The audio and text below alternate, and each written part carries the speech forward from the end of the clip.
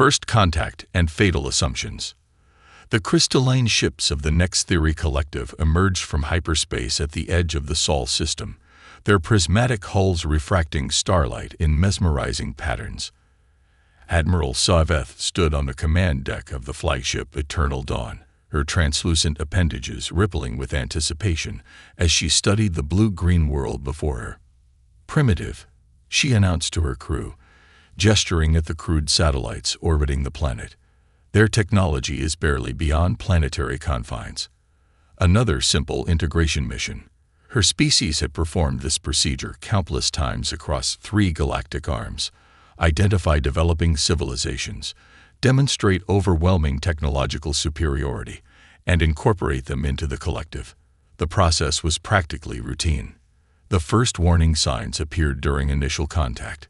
When the Next Theory broadcast their standard greeting across all electromagnetic frequencies, they expected awe, fear, or submission. Instead, they received thousands of different responses in hundreds of languages. The cacophony of communication was so chaotic that their AI translators struggled to process it all. Most unusual, Research Director Keelan noted, his crystalline form shifting colors in confusion. Most species have a unified response protocol for extraterrestrial contact. These humans appear to have no central authority. Admiral Soveth dismissed his concerns. "It merely demonstrates their primitive social structure. Proceed with the standard diplomatic package." The Next Theory selected New York City for their first physical contact, landing a delegation pod in Central Park. They expected to meet with Earth's supreme leader. Instead, they found themselves facing a hastily assembled committee of United Nations representatives, scientists, military officials, and civilian observers, all with different questions, concerns, and demands. The delegation's leader, Ambassador Xiri, attempted to deliver the collective's traditional ultimatum: join willingly or face technological subjugation.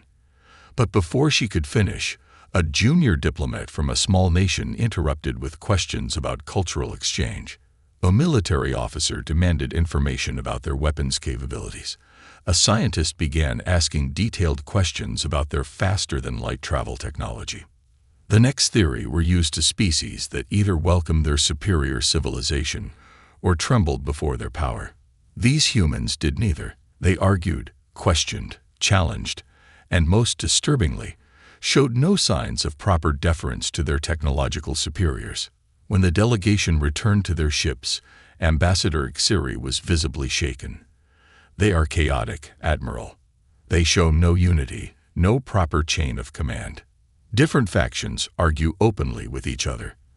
Their decision-making process is inefficient and unpredictable."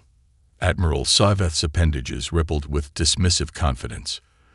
"Then we shall proceed with forceful integration. Their disorganization will be their downfall. Prepare the subjugation fleet." The Next Theory launched their first strike against major military installations, expecting to cripple Earth's defensive capabilities in one swift move. Their energy weapons easily penetrated the primitive armor of human vessels and facilities. Victory seemed assured. But as the debris of the first battle cleared, something unexpected happened. Instead of surrendering, the humans adapted. Within days, they had analyzed the residual energy signatures from Next Theory weapons and begun modifying their defensive systems. Within weeks, they had reverse-engineered elements of fallen Next Theory technology. "Impossible," Research Director Keelan declared, studying the data. "Their technological progression rate exceeds all known parameters. They're integrating our technology with their own in ways we never considered." The humans' response to the attack was equally baffling to the Next Theory. Instead of centralizing their command structure, they became more decentralized. Military units operated with unprecedented autonomy. Civilian infrastructure transformed overnight. Manufacturing facilities retooled with incredible speed. But most concerning was the speed at which humans shared information. The Next Theory intercepted countless transmissions between nations that should have been rivals, freely sharing battle tactics, technological innovations, and strategic insights. Admiral Savith watched as another human counterattack scattered her fighter squadrons. The primitive species had somehow adapted their crude nuclear missiles with partial phase-shifting technology stolen from Next Theory shield systems. It should have taken decades to develop such innovations. The humans had done it in months. "We may have miscalculated," she admitted, watching her flagship's tactical display light up with thousands of approaching Earth vessels. They were smaller than Next Theory ships, crude by their standards, but they moved with an unpredictability that made them difficult to target. And each seemed to employ different hybrid technologies cobbled together from captured Next Theory tech and human ingenuity. As the human fleet approached, Admiral Savith realized their fatal assumption. They had mistaken humanity's diversity for weakness, their lack of unity for inefficiency. Instead, these very traits had made them infinitely adaptable. Each human nation, culture, and individual approached problems differently, creating 1,000 solutions where the collective would have tried one. The battle that followed would become legendary in both human and Next Theory history. It marked the first time in 10,000 years that the collective was forced to retreat from a target world. But more importantly, it marked the moment when humanity announced its presence to the galaxy, not as another conquered species, but as a force to be reckoned with. As the eternal dawn limped back toward collective space, Admiral Savith composed her report to the High Council. She needed only one sentence to convey the gravity of their mistake. "We did not find a primitive species to conquer. We awoke a giant that had been waiting for the stars." The awakening of Earth. The first wave of Next Theory attacks had left deep scars on Earth's surface, but they had also ignited something unprecedented in human history. In the smoking ruins of what was once Shanghai, Dr. Sarah Chen stood before a holographic display, examining the crystalline structure of a recovered Next Theory shield generator. Around her, a team of scientists from 20 different nations worked in seamless coordination, each bringing their own unique perspective to the problem. "Their technology isn't just advanced," she announced to the assembled team. "It's fundamentally different. They think in crystal matrices while we think in silicon chips. But that's not a weakness, it's an opportunity." Across the globe, humanity was undergoing a transformation. Traditional national barriers dissolved in the face of extinction-level threat. But unlike the unified submission the Next Theory expected, Earth's response was characteristically human. Organized chaos.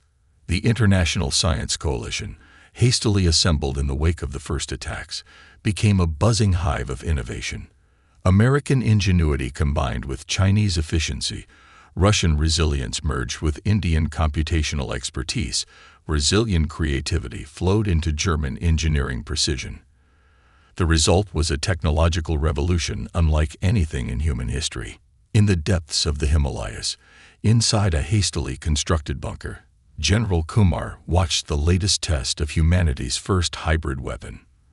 The device combined stolen Next Theory crystal technology with traditional human ballistics, creating projectiles that could phase through enemy shields. "They expect us to fight like them," he said to his international staff. "That will be their second mistake." The Next Theory's greatest error wasn't in underestimating human technology. It was in underestimating human adaptability. When their energy weapons destroyed conventional military bases, humanity didn't build better bases. Instead, they went underground, underwater, and into space. Traditional army units transformed into highly mobile guerrilla forces. Every civilian with a garage became a potential weapons developer. In Kenya, a teenage girl discovered that certain local fungi could dissolve Next Theory crystal structures. Within days, her observation had been shared globally, leading to the development of biological countermeasures. In Brazil, a mining engineer realized that abandoned mines could be converted into hidden launching sites for Earth's growing fleet of hybrid ships.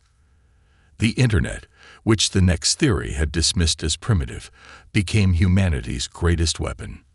When the aliens jammed conventional communications, humans simply created new ones. Quantum entanglement communications, developed in a basement in Tokyo, spread across the globe. The entire planet became an interconnected nervous system of resistance.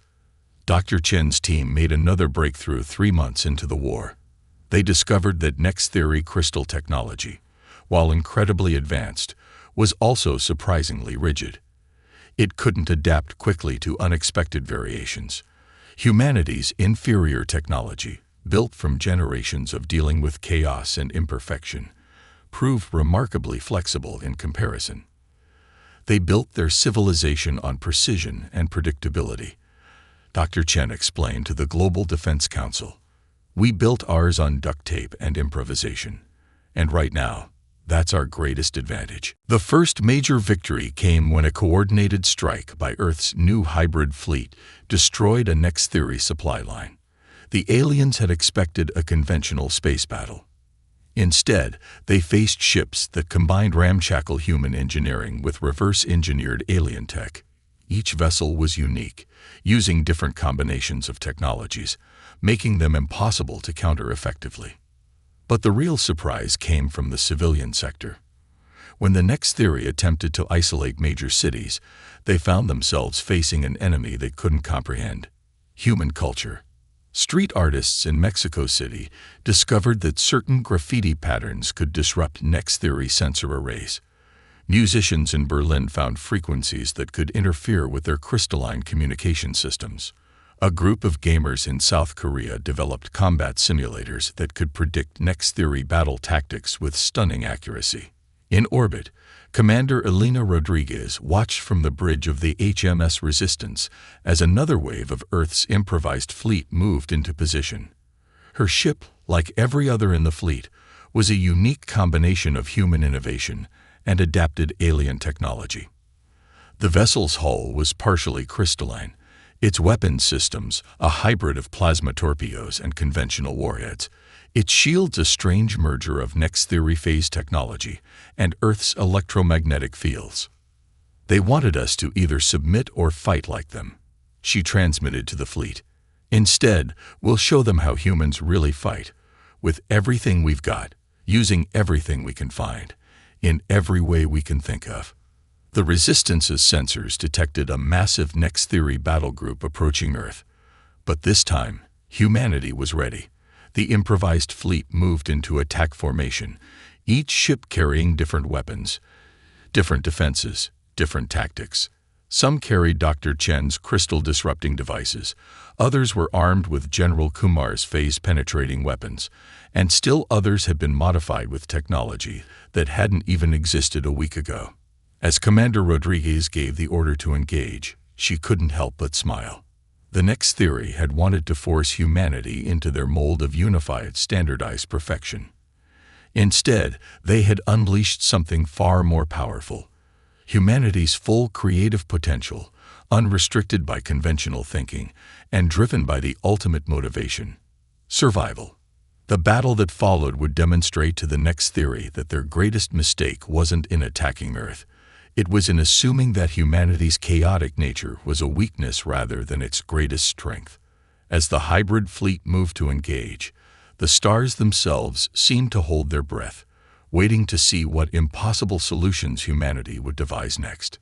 Turning the tide. The next theory, High Command Strategic Forecast Center, was in chaos. Admiral Saveth's crystalline form pulsed with agitation as she reviewed the latest battle reports. The humans weren't just resisting, they were winning. And they were doing it in ways that defied every principle of warfare the collective had developed over millennia. "They're using our own technology against us," Research Director Keelan reported, his usual shimmer dulled with stress. "But they're not just copying it. They're changing it, combining it with their primitive systems in ways our simulations say should be impossible." The latest human offensive had demonstrated this with devastating effect. A fleet of small, agile Earth vessels had penetrated deep into next theory territory. Their ships weren't the elegant crystalline structures of the collective, but rather a chaotic blend of human and alien technology. Each vessel was different, making them impossible to counter with standardized tactics. On Earth, the Resistance had evolved beyond anything the next theory could have imagined. Dr. Chen's team had made another breakthrough. This time in the field of quantum communications. They discovered that the crystalline technology of the next theory was susceptible to quantum entanglement disruption. The aliens' perfect, orderly communication networks began to crumble under the assault of quantum chaos. "They're not fighting the war we prepared for," Admiral Savith admitted to her war council. "They're fighting thousands of different wars, all at once." The humans had turned their very planet into a weapon. When the next theory attempted to establish planetary bases, they found the environment itself turning against them. Earth's diverse ecosystems, which the aliens had dismissed as primitive and chaotic, proved to be perfect testing grounds for biological and chemical weapons specifically tailored to target crystalline technology. In the Amazon rainforest, a coalition of botanists and biochemists had developed a strain of bacteria that could eat through next theory crystal structures. In the Sahara, solar farms had been modified to emit frequencies that disrupted alien sensor systems. The oceans, which the next theory had considered a tactical weakness of the planet, became humanity's secret highway system for moving troops and resources. Commander Rodriguez, now leading Earth's combined fleet, had implemented what she called chaos theory warfare. Every human ship captain was given broad strategic objectives, but complete tactical freedom. The result was a combat doctrine that the rigid, hierarchical next theory found impossible to counter. "Predict this," she transmitted as her fleet executed another impossible maneuver. The human ships moved like a swarm of angry insects, each following its own path while somehow maintaining perfect coordination. They had learned to use the next theory's crystalline technology to create quantum-entangled guidance systems, allowing for instantaneous tactical coordination without any detectable communications. The turning point came during the Battle of the Kuiper Belt. The next theory had assembled their largest fleet yet, determined to crush the human resistance with overwhelming force. They expected to face Earth's military might. Instead, they faced its ingenuity. Dr. Chen's team had developed what they called quantum resonance disruptors, devices that could create localized fields of quantum uncertainty. When activated, these fields played havoc with the perfectly ordered crystal matrices that formed the backbone of next theory technology. Their ships began to fail, their weapons systems collapsed, and their perfect formation dissolved into chaos. But it was what happened next that truly demonstrated humanity's terrifying potential. As the next theory fleet struggled to maintain coherence, the human ships launched their secret weapon, autonomous drone swarms. These weren't the elegant combat drones of the collective, but rather crude, improvised devices that combined Earth-I with salvaged alien tech. The drones moved in patterns that seemed random but were actually based on complex algorithms derived from Earth's natural systems. The movement of ant colonies, the spread of forest fires, the flow of ocean currents. The next theory battle computers, designed to predict and counter rational military tactics, found themselves overwhelmed by the organic chaos of Earth's combat doctrine. Admiral Savith watched in horror as her mighty fleet was systematically dismantled by what appeared to be technological chaos given form. The humans hadn't just adapted next theory technology, they had fundamentally transformed it, creating something entirely new that combined the best of both civilizations. In a desperate attempt to turn the tide, the next theory deployed their planet-killer weapons, massive crystalline structures capable of destabilizing a world's core. But humanity had prepared for this too. The surface of Earth bristled with quantum resonance disruptors, creating a shield of controlled chaos that the next theory weapons couldn't penetrate. As the battle drew to its inevitable conclusion, Admiral Savith received a transmission from Commander Rodriguez. The message was simple but captured the essence of humanity's victory. The universe isn't made of perfect crystals, Admiral. It's made of stars. Burning, chaotic, beautiful stars. And we've learned to dance with that chaos. The Battle of the Kuiper Belt marked more than just a military victory. It represented the moment when humanity proved that their primitive approach to technology and warfare, adaptable, innovative, and embracing of chaos, was not just different from the next theory way, but in many ways superior. The perfect crystals of the collective had been shattered by the beautiful chaos of human ingenuity. The human factor. The crystalline walls of the Next Theory Command Center rippled with distress as their most sophisticated AI struggled to analyze human behavior patterns. After months of defeats, the collective had devoted massive computing resources to understanding their enemy. But the results only deepened their confusion. "They're irrational," Research Director Keelan declared, his form flickering with frustration. "A human commander will sacrifice tactical advantage to save a single life. Then, in the next moment, they'll risk everything on a strategy with minimal chance of success. There's no logic to it." But there was logic, human logic. As Admiral Saveth was learning, it was simply a different kind of logic than the collective had ever encountered. While the Next Theory built their civilization on the perfect symmetry of crystals, humans embraced the messy complexity of organic life. Dr. Chen's latest breakthrough exemplified this perfectly. Her team had discovered that human emotions, particularly empathy and creativity, generated quantum field patterns that interfered with Next Theory crystalline technology. The more humans worked together, the stronger these disruptions became. What the collective saw as a weakness, the inability to suppress emotional responses, had become a weapon. Their unpredictability is their strength, Admiral Saveth admitted to the High Council. "We cannot defeat an enemy whose next move defies probability itself." The humans had begun broadcasting their culture into space: music, art, literature, and philosophy. To most species, this would have seemed a waste of resources during wartime. But these transmissions had an unexpected effect on the Next Theory crew members who intercepted them. The chaos and beauty of human expression created cognitive dissonance in minds trained to seek perfect order. Commander Rodriguez had taken this psychological warfare to new levels. Her fleet didn't just fight with weapons. They fought with ideas. Each ship in her command transmitted on all frequencies, not military commands but human stories. Tales of resistance, of hope, of victory against impossible odds. These stories warmed their way into the crystalline minds of the enemy, planting seeds of doubt. "They're not just fighting our ships," a Next Theory tactical officer reported, their form wavering with uncertainty. "They're fighting our very way of thinking." The human resistance on occupied worlds demonstrated this cultural warfare most effectively. Instead of trying to match Next Theory technology, they turned their differences into advantages. In conquered cities, resistance fighters used ancient human martial arts against enemies whose combat algorithms couldn't predict moves developed over centuries of human conflict.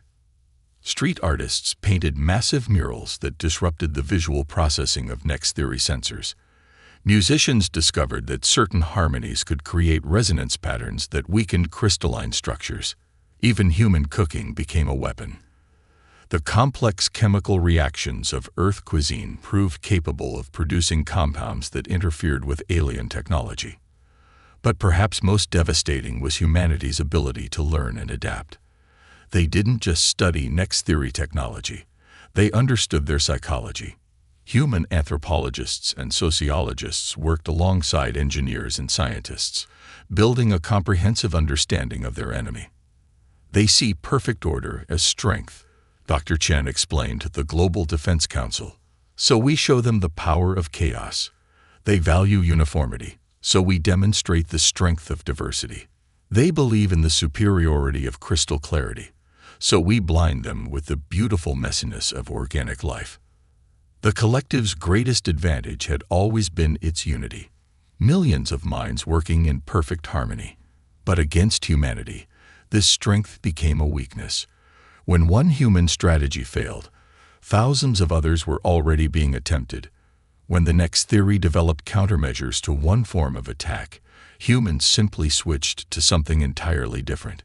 In orbit around Mars, Commander Rodriguez watched as her fleet prepared for another engagement. Her ships now carried weapons that attacked not just the enemy's technology, but their morale. Quantum resonance disruptors were tuned to frequencies that induced emotional responses in crystalline neural networks. Human music, mathematically modified to create interference patterns in next-theory communication systems, played on all frequencies. "Send them everything," she ordered. "Let them hear our songs, our stories, our laughter. Let them feel what it means to be human." The effect was devastating. The perfect formation of the next-theory fleet began to waver as individual ships responded to the emotional chaos being broadcast into space. Some fled, their crews overwhelmed by the first real emotions they had ever experienced. Others simply stopped, their crystalline minds struggling to process the complexity of human expression. Admiral Savith, watching from her flagship, finally understood the true nature of their defeat. The collective had spent millennia perfecting their technology, believing that the crystal's perfect structure represented the pinnacle of evolution. But in doing so, they had engineered out the very things that made humanity so formidable: the ability to feel, to adapt, to embrace imperfection, and turn it into strength. As her fleet retreated from another failed engagement, she composed a message to the High Council. "We cannot defeat humanity," she wrote, "because to do so would require us to understand them. And to understand them would mean becoming more like them. The very chaos that we sought to eliminate from the universe has proven to be its greatest strength." The human transmissions continued to fill space, carrying with them not just weapons of war, but the full spectrum of human experience: love, hate, joy, sorrow, hope, and fear. And in their wake, the perfect crystal empire of the next theory began to crack, not from the force of human weapons, but from the irresistible pull of human nature itself. Victory and consequences. The final battle didn't begin with weapons fire. It began with a message, broadcast simultaneously in every human language, and transmitted directly into the crystalline network of the Next Theory Collective. The voice was Dr. Chen's, but she spoke for all of humanity. "We're not your enemy," she began. "We're your wake-up call." Above Earth, the largest Next Theory fleet ever assembled hung in space, like a crystalline constellation. They had come for one final attempt to subdue the chaotic species that had shattered their understanding of the universe. But humanity was ready with something far more powerful than weapons. Commander Rodriguez stood on the bridge of the HMS Resistance, now upgraded with technology that would have seemed like magic just a year ago. But their greatest weapon wasn't the hybrid tech that filled the ship. It was understanding. Deep, fundamental understanding of both themselves and their enemy.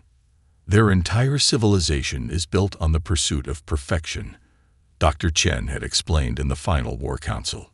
"We need to show them that perfection isn't the absence of chaos. It's the harmony of opposing forces." The human fleet that rose to meet the Next Theory wasn't just a military force. Each ship carried cultural artifacts, works of art, music, and literature. They broadcast not just military frequencies, but the full spectrum of human experience. And hidden within these transmissions was a gift: the key to emotional freedom that humanity had discovered within the crystalline technology itself. Admiral Savith watched in astonishment as the human ships approached, not in attack formation, but in what appeared to be a dance. Their movements created interference patterns in space itself, generating quantum harmonies that resonated with the very structure of Next Theory consciousness. "What are they doing?" she demanded, but even as she asked, she felt something changing within her crystalline form. The rigid patterns that had defined her existence for millennia began to shift, allowing new forms of thought and feeling to emerge. The humans had discovered what the collective had forgotten eons ago, that the crystalline technology that formed the basis of their civilization wasn't meant to eliminate chaos, but to channel it. By pursuing perfect order, the Next Theory had trapped themselves in a prison of their own making. Across the Next Theory fleet, crews experienced emotion for the first time in countless generations. The effect was overwhelming. Some ships broke formation, their crews overcome by the new sensations. Others remained frozen in space, processing the flood of new experiences. But it was what happened next that truly demonstrated humanity's victory. Instead of attacking the vulnerable fleet, Earth's ships began transmitting technical data, plans for a new form of crystalline technology that could incorporate both order and chaos, structure and freedom. You tried to force the universe into perfect patterns. Commander Rodriguez transmitted to the Next Theory fleet. We're offering you something better. The chance to dance with the chaos. The hybrid technology that humans had developed wasn't just a weapon. It was a bridge between two fundamentally different ways of existing. It showed how crystalline precision could coexist with organic flexibility, how logic could dance with emotion, how order and chaos could strengthen each other. Admiral Savith, her consciousness expanding with each moment of exposure to the human transmissions, made the most important decision in her species' history. Instead of attacking, she opened a direct channel to Commander Rodriguez. "We came to teach you," she admitted, her transmission carrying emotional overtones that would have been impossible months ago. "Instead, you have taught us what we had forgotten." The surrender that followed wasn't really a surrender at all. It was a transformation. The Next Theory Collective, which had spent millennia imposing order on the galaxy, began its own journey of rediscovery. Their crystalline technology, combined with human innovation, gave birth to a new era of development. Dr. Chen and Research Director Keelan established the first joint Human Next Theory Research Institute, dedicated to exploring the synthesis of their different approaches to science and technology. The results would reshape the galaxy's understanding of what was possible. Earth became a beacon in the galaxy, not just for its military victory, but for what it represented: the power of embracing complexity, of finding strength in diversity, of dancing on the edge between order and chaos. Commander Rodriguez, watching the first peaceful sunset over Earth in over a year, received a message from Admiral Savith. The former enemy had been transformed by her exposure to human culture and emotion. "We thought we were perfect," the message read. "You showed us we were perfectly incomplete." The war had ended, but its effects would ripple through the galaxy for centuries to come.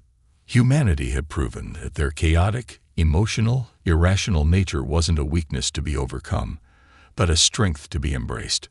Other species, long suppressed by the collective's rigid doctrine of perfection, began to rediscover their own forgotten capacities for innovation and emotion.